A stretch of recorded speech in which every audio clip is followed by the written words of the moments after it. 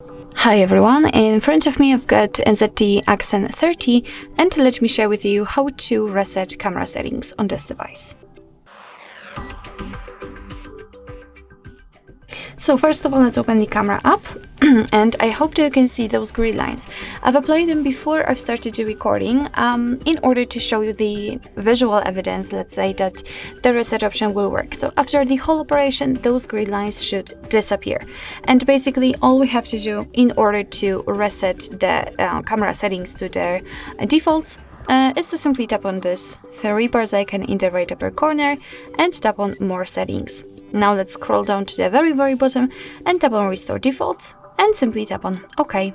And as you can see, we just got back to the camera, which as you can see do not have the green lines applied, and it simply means that we just successfully reset all camera settings.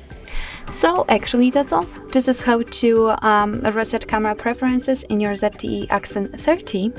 Thank you so much for watching. I hope that this video was helpful, and if it was, please hit the subscribe button and leave the thumbs up.